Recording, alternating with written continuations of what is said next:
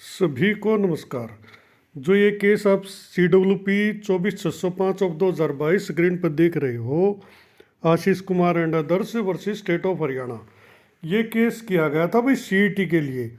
जो सरकार CET को क्वालिफाइंग नहीं मान रही, हालांकि CET एक एलिजिबिलिटी टेस्ट था और इसको जो है ना क्वालिफाइंग ही रहना चाहिए, जिस प्रकार स्टेट सीटेट है, लेकिन सरकार इसको 3 या 4 गुना तक सीमित रखना चाहती है। अभी जैसे पोस्ट 20 पोस्ट हैं तो वे 4 गुना बुला लेंगे 80 को, बाकी जो क्लियर हैं वो रह ही जाएंगे। तो इसका नुकसान क्या होगा, अगर जो हाई मेरिट हैं CET में सिर्फ उनको ही आगे जो ग्रुप C की नौकरी उसमें चांस मिलेगा, बाकी को नहीं मिलेगा बेसिक टेस्ट पास हो। तो ये केस किया गया था। इसमें जो है ना अब कल सुनवाई थी 9 जनवरी को, उससे पहले इसमें 27 अक्टूबर को ऑर्डर आया था और कल 9 जनवरी को इसमें फिर से सुनवाई थी।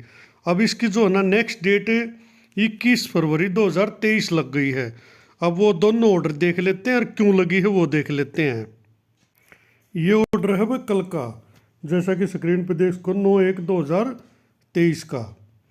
अब इसमें क्या हुआ है, ये केस वही है 24/605 आशीष कुमार वाला, प्रशांत सिंह एडवोकेट है पिटिशनर के, Shruti Jain DAG Haryana.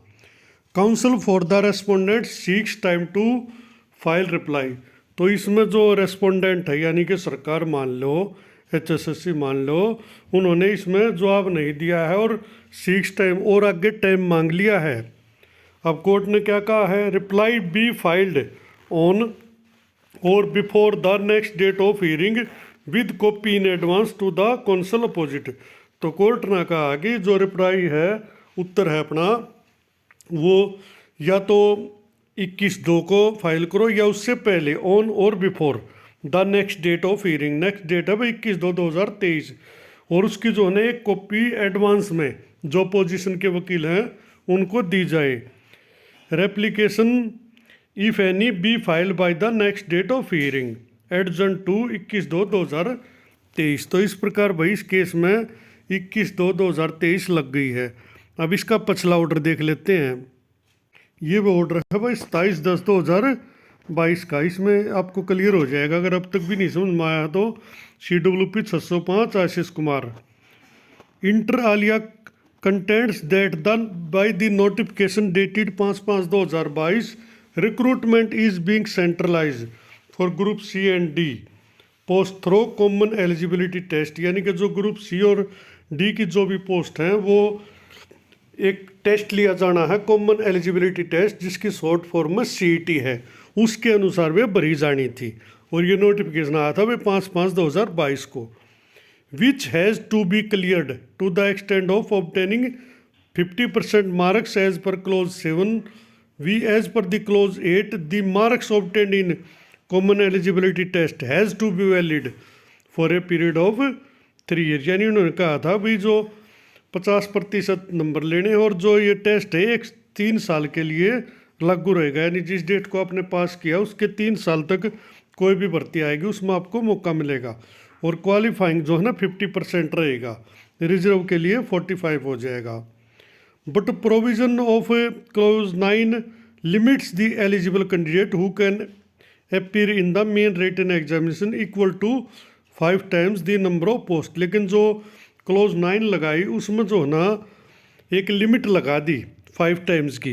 If the number is less than 30, यानी अगर पोस्ट 30 से कम है तो 5 टाइम बुलाए जाएंगे। यानी जैसे मान लो CET में पास हो गए भाई 1 लाख बालक, मान लो किसी भी उसके लिए, और अगर पोस्ट है 30 तो सिर्फ 150 को मौका मिलेगा जो हाई मेरिट वाले होंगे उनको।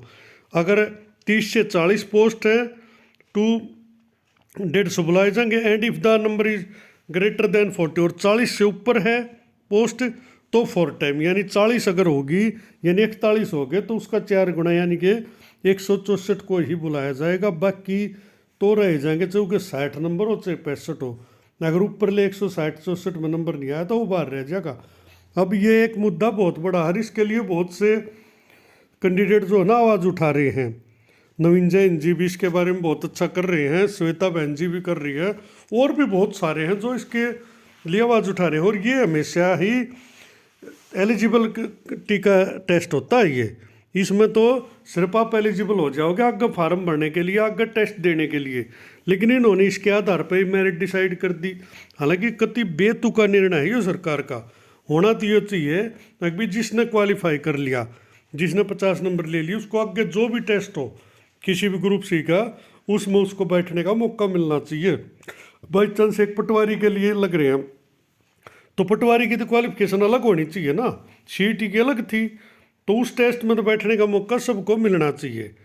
तो इसलिए कोर्ट में गए थे, कोर्ट ने उस टाइम यही कहा था अब भाई अभी तो टेस्ट होने लग रहा है, इसको देखे सरकार क्या जवाब देती है। लेकिन सरकार ने कल भी इसमें कोई जवाब नहीं दिया। हालांकि जवाब देना चाहिए, जब इनके पास सब कुछ है और ये इतने बढ़िया हैं अपनी बात पर, तो इन्हें जवाब दे देना चाहिए था, कह देना चाहिए था हम तो 4 गुना मान, लेकिन कोई जवाब नहीं दे रहे। मेन बात क्या है, हर चीज़ को लटकाने की आदत है। It is accordingly submitted for different departments, the recruitment is to be conducted and recruitment would be different.